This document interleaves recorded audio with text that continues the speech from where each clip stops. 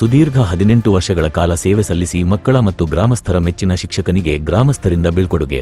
ಹೌದು, ಇದು ಕೆಆರ್ಪೇಟೆ ತಾಲ್ಲೂಕಿನ ಕಿಕ್ಕೇರಿ ಸಮೀಪದ ಬೂವನಹಳ್ಳಿ ಗ್ರಾಮದ ಸರ್ಕಾರಿ ಕಿರಿಯ ಪ್ರಾಥಮಿಕ ಶಾಲೆಯಲ್ಲಿ ಕಳೆದ 18 ವರ್ಷಗಳಿಂದ ಕರ್ತವ್ಯ ನಿರ್ವಹಿಸುತ್ತಿದ್ದ ಮಹೇಶ್ ಡಿ.ಎಲ್ ರವರು ನಿವೃತ್ತಿ ಹೊಂದಿದ ಹಿನ್ನೆಲೆ ಇಂದು ಗ್ರಾಮಸ್ಥರಿಂದ ಬೀಳ್ಕೊಡುಗೆ ಸಮಾರಂಭ ಆಯೋಜನೆ ಮಾಡಲಾಗಿತ್ತು.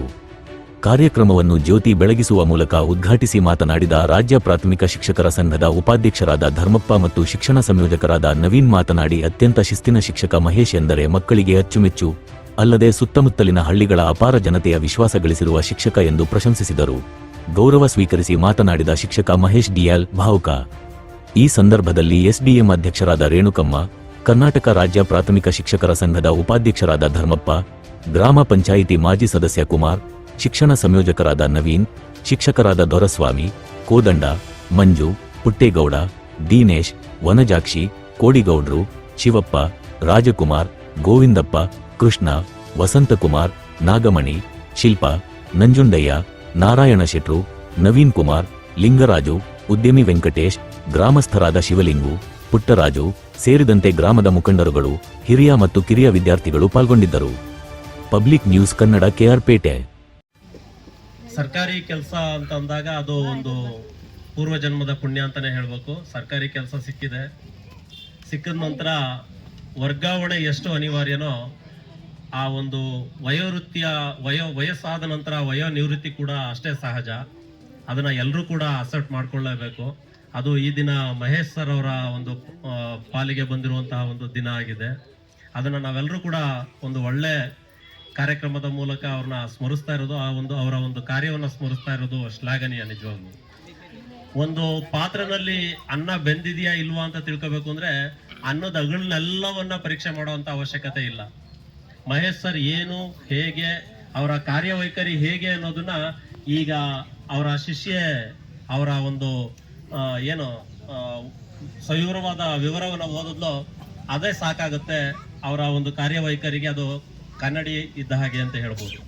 ಹಾಗಾಗಿ ಅದ್ರ ಜೊತೆಗೆ ನಾನು ಇನ್ನೊಂದು ಏನ್ ಹೇಳ್ಬೇಕಪ್ಪ ಅಂದ್ರೆ, ಈಗ ಸ್ವಲ್ಪ ದಿನದಲ್ಲಿ ಒಂದು 3-4 ತಿಂಗಳಾಗಿರ್ಬೇಕು ಸರ್, ನಿಮ್ ಶಾಲೆಗೆ ಬಂದಾಗ ಆ ಒಂದು ಶೈಕ್ಷಣಿಕ ದಾಖಲೆಗಳಾಗಿರ್ಬೋದು, ಆ ಮಕ್ಕಳ ಕಲಿಕೆ ಆಗಿರ್ಬೋದು ನೋಡಿದಾಗ ಆ ಮಾತೃಭಾಷೆ ತಮ್ದಲ್ದೇ ಇರುವಂತಹ ಮಾತೃಭಾಷೆಯ ಮಕ್ಕಳನ್ನು ಕೂಡ ಕನ್ನಡದಲ್ಲಿ ಸ್ಪಷ್ಟವಾಗಿ ಓದೋದಕ್ಕೆ, ಕನ್ನಡದಲ್ಲಿ ಸ್ಪಷ್ಟವಾಗಿ ಬರೆಯೋದಕ್ಕೆ, ಆ ಭಾಷೆಯ ಏರಿಳಿತವನ್ನ ಹೇಗೆ ಏನು ಅನ್ನೋದನ್ನ ಸ್ಪಷ್ಟವಾಗಿ ಕಲಿಸಿದ್ರು ಮಹೇಶ್ ಸರ್ ಅವರು. ನನಗೆ ನೋಡಿ ನಿಜವಾಗ್ಲೂ ಖುಷಿ ಆಯ್ತು ಅವರ ಒಂದು ಕಲಿಕೆ ಯಾವ ತರ ನಡೀತಾ ಇದೆ ಶಾಲೆನಲ್ಲಿ ಅನ್ನೋದು.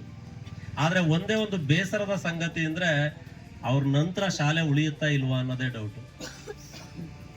ಹಾಗಾಗಿ ದಯವಿಟ್ಟು ನೀವ್ ಯಾರೋ ಗ್ರಾಮಸ್ಥರಿದ್ದೀರಿ, ನಿಮ್ಮ ಮಹೇಶ್ ಸರ್ ಅವ್ರನ್ನ ಬರೀ ಒಂದು ಶಾಲು ಹಾರ ಹಾಕಿ ಅಭಿನಂದಿಸಿ ಕಳಿಸುವಂತದಲ್ಲ. ಅವರ ಒಂದು ಹೆಸರು 18 ವರ್ಷಗಳ ಅವರ ಸೇವೆ ನಿರಂತರವಾಗಿ ಇನ್ನೂ ಮುಂದೆ ನಿಮ್ಮ ಮಕ್ಕಳಿಗೆ ಅವರ ಈ ತರ ಇದ್ರು ಇಂಥವ್ರೊಬ್ರು ಇದ್ರು ಅನ್ನೋದನ್ನ ನೆನೀಬೇಕು ಅಂತಂದ್ರೆ ಶಾಲೆ ಉಳಿಬೇಕು. ಹಾಗಾಗಿ ಮಹೇಶ್ ಸರ್ನ ನೆನಪಿಗೋಸ್ಕರನಾದ್ರೂ ಈ ಶಾಲೆಯನ್ನ ಸ್ವಲ್ಪ ದಾಖಲಾತಿಯ ಮೂಲಕ ಅಭಿವೃದ್ಧಿ ಪಡಿಸಿ ಅಂತ ಹೇಳಿ ನಾನು ನಿಮ್ಮ ಎಲ್ಲರಲ್ಲಿ ಮನವಿಯನ್ನ ಮಾಡ್ಕೊಳ್ತೀನಿ. ಜೊತೆಗೆ ಮಹೇಶ್ ಸರ್ ಅವರ ಶ್ರೀಮತಿ ಅವರು ಅತ್ಯಂತ ಪ್ರೀತಿಯಿಂದ ಅವರ ಸೇವೆಯನ್ನ ಗುರುತಿಸಿ ನಮ್ಮ ಶಾಲೆಯಲ್ಲಿದ್ದಾಗ ಅವರು ಅತ್ಯಂತ ಕ್ರಿಯಾಶೀಲರಾಗಿ ಸಮಯವನ್ನ ಪಾಲನೆಯನ್ನ ಮಾಡೋದ್ರ ಜೊತೆಗೆ ಈ ಗ್ರಾಮದ ಮಕ್ಕಳಿಗೆ ಗುಣಮಟ್ಟದ ಶಿಕ್ಷಣವನ್ನ ಕಲಿಸಿದ್ದಾರೆ ಅಂತಕ್ಕಂಥ ಒಂದು ಕೃತಜ್ಞತಾ ಮನೋಭಾವದಿಂದ ಅವರನ್ನ ಇವತ್ತು ನೀವೆಲ್ಲರೂ ಕೂಡ ಗೌರವಿಸ್ತಾ ಇರತಕ್ಕಂಥದ್ದು ಬಹಳ ಪುಣ್ಯದ ಕೆಲಸ ಅಂತೇಳಿ ನಾನಾದ್ರೂ ಕೂಡ ಭಾವಿಸ್ತೇನೆ. ಇವತ್ತೇನು ಸುಮಾರು 30 ವರ್ಷಗಳ ಕಾಲ ಸುದೀರ್ಘ ಸೇವೆಯನ್ನ ಮಾಡಿರ್ತಕ್ಕಂಥ ಶ್ರೀಯುತ ಡಿ.ಎಲ್ ಮಹೇಶ್ ರವರನ್ನ ನಾನು ಬಹಳ ಹತ್ತಿರದಿಂದ ಬಲ್ಲೆ. ಅವರು ಅತ್ಯಂತ ಕ್ರಿಯಾಶೀಲ ಮತ್ತು ಚಟುವಟಿಕೆ ಆಧಾರಿತ ಶಿಕ್ಷಕರು.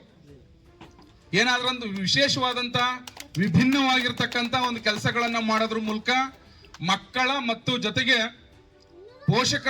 ಪೋಷಕರ ಮನಸ್ಸನ್ನು ಕೂಡ ಗೆದ್ದಿರ್ತಕ್ಕಂಥ ಒಬ್ರು ಶಿಕ್ಷಕ ಸನ್ಮಿತ್ರರವರು.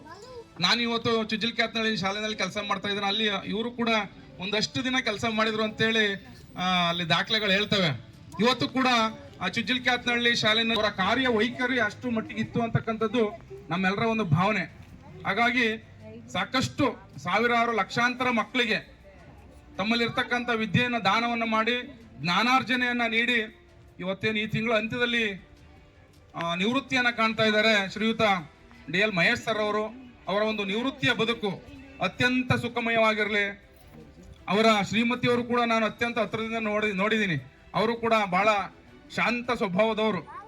ಯಾರಾದ್ರೂ ಕೂಡ ಒಂದು ಹೊರಗಡೆ ಏನಾದ್ರೂ ಒಂದು ಒಳ್ಳೆ ಹೆಸರನ್ನ ಮಾಡ್ಲಿಕ್ಕೆ, ಅತ್ಯಂತ ಕ್ರಿಯಾಶೀಲವಾಗಿ ಕೆಲಸವನ್ನ ಮಾಡ್ಲಿಕ್ಕೆ ಸಾಧ್ಯ ಆಗ್ತದೆ ಅಂದ್ರೆ ಅದಕ್ಕೆ ಮನೆಯಲ್ಲೂ ಕೂಡ ಪೂರಕವಾಗಿರ್ತಕ್ಕಂಥ ವಾತಾವರಣ ಇದ್ದಾಗ ಮಾತ್ರ ನಾವು ಹೊರಗಡೆ ಕೆಲಸವನ್ನ ಮಾಡ್ಲಿಕ್ಕೆ ಸಾಧ್ಯವಾಗ್ತದೆ. ಹಾಗಾಗಿ ಅವರ ಶ್ರೀಮತಿ ಅವರನ್ನು ಕೂಡ ಈ ಸಂದರ್ಭದಲ್ಲಿ ನಾನು ಅವರನ್ನು ಕೂಡ ನೆನಪನ್ನ ಮಾಡ್ಕೊಳ್ತಾ, ಶ್ರೀಯುತ ನಮ್ಮ ಮಹೇಶ್ ಸರ್ ಅವರು ಅತ್ಯಂತ ಕ್ರಿಯಾಶೀಲವಾಗಿ, ಅದರಲ್ಲೂ ನಮ್ಮ ವೃತ್ತಿ ಬಾಂಧವರು ಯಾರಾದ್ರೂ ಸಿಕ್ಕಲಿ ಅವರಿಗೆ ಬಹಳ ಪ್ರೀತಿಯಿಂದ ಮಾತನಾಡಿಸ್ತಕ್ಕಂಥ, ಬಹಳ ಸೌಜನ್ಯವನ್ನ ಅವರ ಜೀವನದಲ್ಲಿ ಅಳವಡಿಸಿಕೊಂಡಿರ್ತಕ್ಕಂತಹ ಒಂದು ಮೃದು ಸ್ವಭಾವದ ಮತ್ತು ಸದಾ ಹಸನ್ಮುಖಿಗಳು. ಯಾರನ್ನಾದ್ರೂ ಕೂಡ ಮಾತನಾಡಿಸ್ಬೇಕಾದ್ರೆ ಅವರು ತುಂಬಾ ನಗುನಗ್ತಾ ಮಾತನಾಡಿಸ್ತಕ್ಕಂಥ ಒಂದು ಸ್ವಭಾವವನ್ನು ಇಟ್ಕೊಂಡಿರ್ತಕ್ಕಂಥವ್ರು.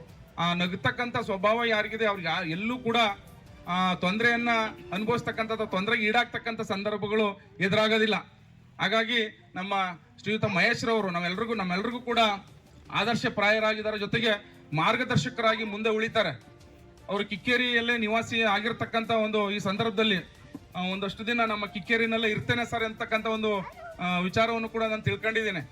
ಇವತ್ತು ಅವರು ಇಲಾಖೆಯಿಂದ ಆಚೆ ಹೋದ್ರು ಕೂಡ ಮಾನಸಿಕವಾಗಿ ನಮ್ಮ ಜೊತೆನೆ ಇರ್ತಾರೆ, ದೈಹಿಕವಾಗಿ ಕೂಡ ನಮ್ಮ ಜೊತೆನೆ ನಮ್ಮ ಕಿಕ್ಕೇರಿ ಹೋಬಳಿ ಎಲ್ಲ ಶಿಕ್ಷಕರ ಜೊತೆ ಒಡನಾಡಿಯಾಗಿದ್ಕೊಂಡು ನಮ್ಮ ಕಿಕ್ಕೇರಿಲಿರ್ತಕ್ಕಂಥ ಎಲ್ಲ ಶಿಕ್ಷಕರಿಗೆ ಮಾರ್ಗದರ್ಶಕರಾಗಿ ಅವರು ಮುಂದುವರಿಬೇಕು ಅಂತಕ್ಕಂಥ ಒಂದಷ್ಟು ದಿನ ನಮ್ಮ ಜೊತೆ ಇರಬೇಕು ಅಂತಕ್ಕಂಥ ಒಂದು